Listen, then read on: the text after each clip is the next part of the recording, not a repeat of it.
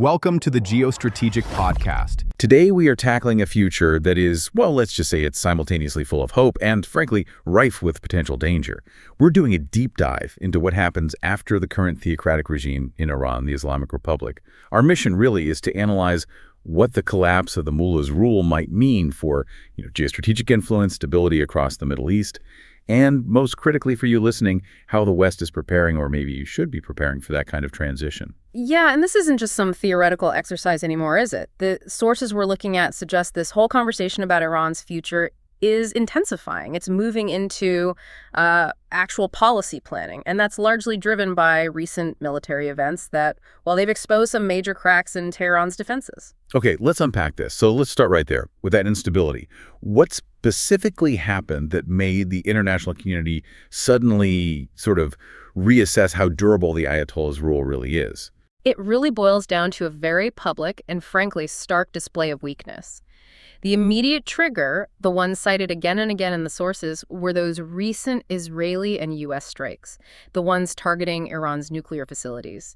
These actions, you see, weren't just a setback for the nuclear program itself. They were a systemic demonstration of the regime's defensive limitations. How so exactly? I mean, airstrikes happen, unfortunately. Why did these specific actions reveal something deeper, something more fragile? Well, it seems to be about the ease of execution. The reports we've seen suggest the rapidity and the success, how quickly air superiority was achieved, allowing those facilities to be hit. It just painted a picture of well, the sources use the phrase, debilitated state of the Iranian regime. It signals a pretty serious decay in their military readiness, their command structure. This wasn't presented as a hard fight. It looked more like evidence of, infrastructure decline. Right. So you've got this external military vulnerability, and that's combined with what seems like a massive internal social disconnect.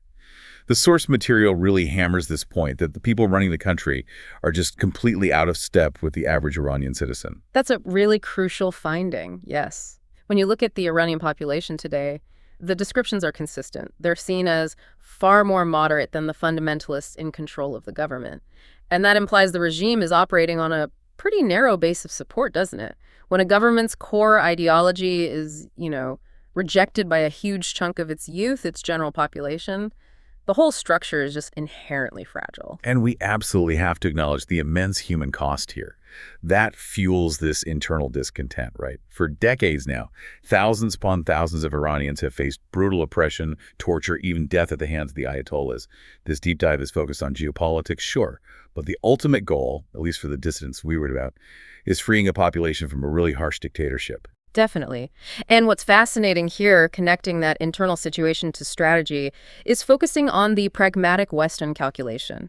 It comes down to, why should the West care if the mullahs fall?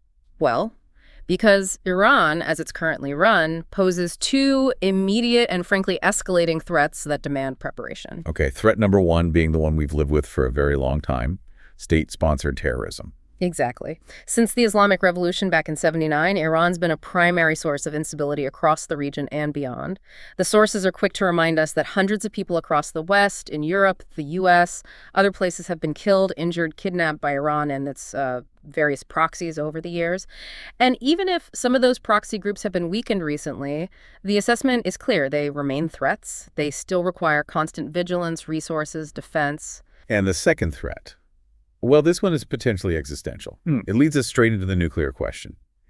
If the current regime has been crystal clear about its intentions, wanting to destroy Israel, fundamentally undermine U.S. interests, then getting nuclear capability, that's the ultimate threat tool. It completely changes the risk calculation, doesn't it? That persistent, violent rhetoric from the leadership. It means a nuclear weapon isn't just a deterrent for them. It's potentially a weapon they had threatened to use to achieve objectives. They could leverage that capability politically, militarily.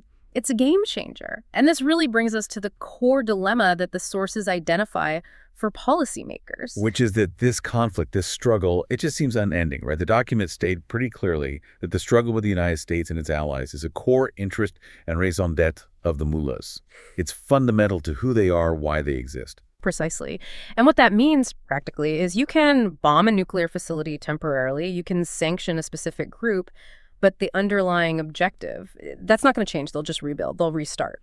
This structural commitment to conflict forces a choice, really. Either continue this resource-intensive perpetual cycle of defensive bombing, sanctions, disruption every few years, or prepare for the riskier, yes, but potentially much more stable long-term outcome of regime transition. I see. So the ideal outcome, the long-term hope, a pro-Western regime, maybe? Yeah. Or at least one that isn't actively seeking to destabilize the region, or, Duke American and Israeli city. It's overwhelmingly preferable.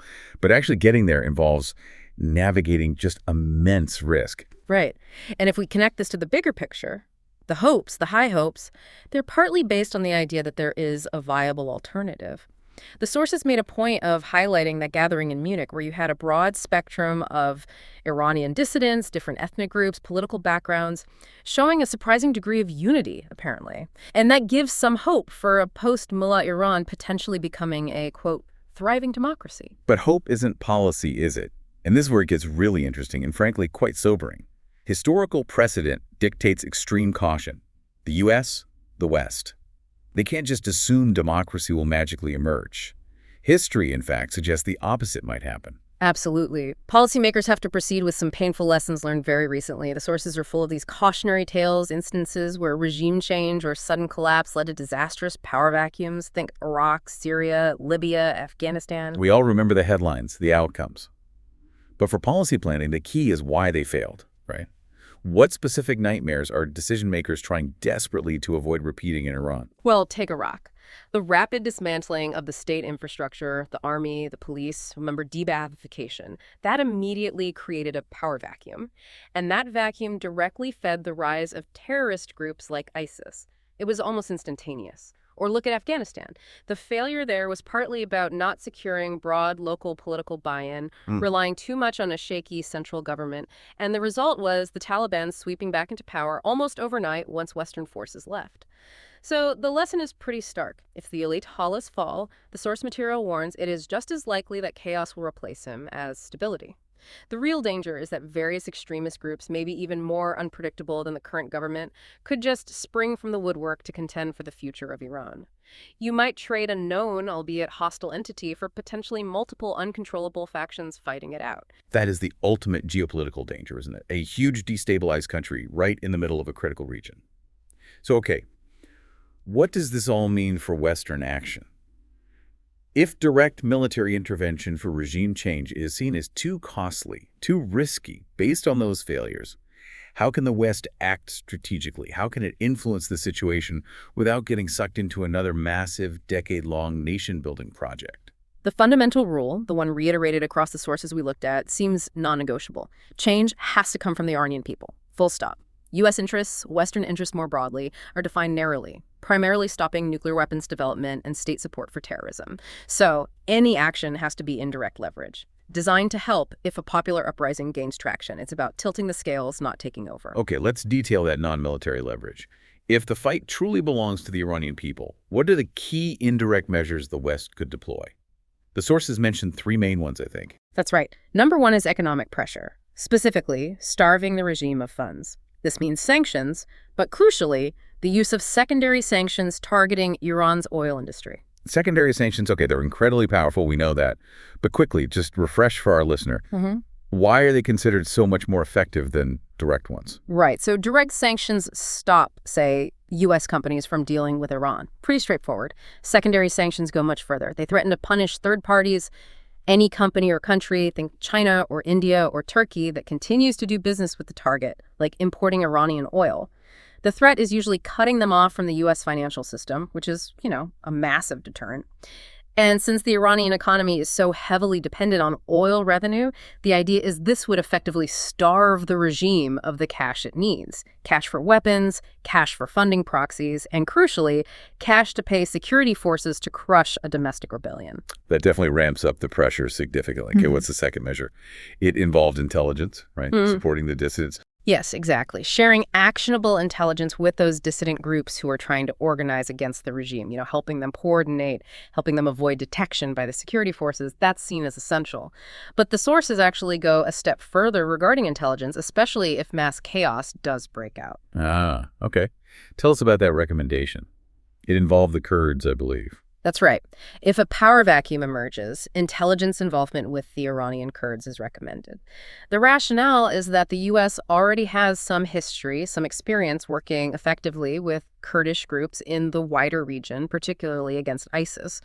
So this existing relationship could allow the U.S. to gain crucial eyes and ears on the ground in what could become a very fragmented, chaotic environment inside Iran. And just to be clear, the goal there wouldn't be to back the Kurds in some kind of civil war, right? It's more about situational awareness. Exactly. The focus remains laser sharp, according to the sources. It's about monitoring specifically for the emergence of organized anti-American or anti-Western terrorist groups that might try to exploit the chaos. It's intelligence gathering for counterterrorism, explicitly not military engagement or choosing sides in an internal conflict. The core principle keeps coming back. Regime change is the right of the Iranian people. U.S. troops, Western troops should not be involved in nation building, should not be picking who takes power next. The support is framed as being for the idea of freedom from the current regime, not necessarily for a specific political faction to take over. This has been a really fascinating journey into contingency planning, hasn't it? You have this dual imperative. On one hand, expressing support for the thousands, maybe millions of Iranians working towards a future free from dictatorship. But on the other hand, maintaining this very cold-eyed preparation for the immense chaos that recent history suggests is, frankly, a pretty likely outcome if the regime does suddenly collapse. It really raises a critical question, doesn't it? One for all of us to consider as we watch this unfold. While the West should certainly hope that the opposition, if it succeeds, manages to form a more inclusive, stable government, they absolutely must prepare for the worst. So when you weigh those risks, what level of instability, what risk of new extremist groups emerging from the chaos of a collapsed state, what level is actually acceptable? Especially if the alternative is the current known hostile regime continuing its dangerous nuclear pursuits, that incredibly tough calculation, that's what's going to dictate Western policy moving forward. A huge, truly defining geopolitical question for the coming years, no doubt about it. Thank you so much for joining this really crucial deep dive. And for everyone listening, if you're looking for more critical analysis across geopolitics, technology, culture subjects that really matter, we invite you to check out our other deep dives. Thanks for tuning in. If you found this discussion valuable, please like, share, and subscribe to the Geostrategic Podcast for more in-depth analysis on topics that shape our world. Stay informed, stay ahead, and stay tuned for the next episode.